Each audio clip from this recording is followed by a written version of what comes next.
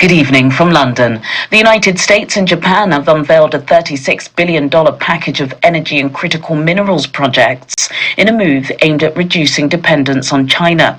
US President Donald Trump and Japanese Prime Minister Sanae Takaichi announced projects including a major gas-fired power plant in Ohio, a deep-water crude export facility off the Texas coast, and a synthetic industrial diamond plant in Georgia.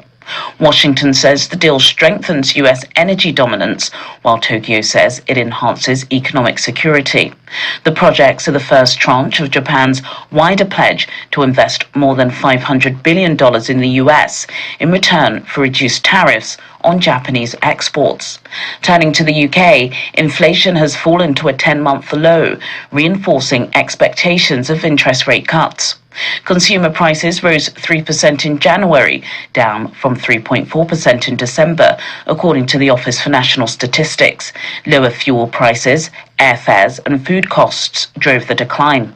Markets continue to price in 2 rate cuts this year from the Bank of England, with the first potentially coming as early as March, although policymakers remain cautious due to sticky services inflation. In Africa, Gabon has suspended all social media platforms as protests over the rising cost of living spread.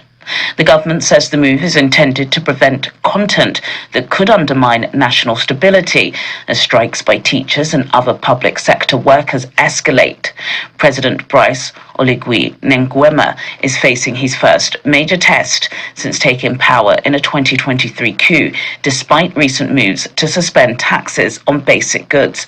And finally, in corporate Africa, Africa's richest man, Aliko Dangote, is accelerating succession planning at his conglomerate, expanding leadership roles for his 3 daughters across energy, cement and food businesses.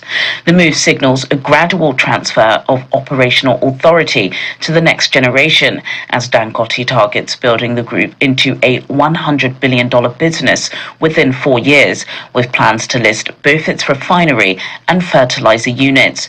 Those are your main stories from London at close of business. I'm Juliana Olayinka.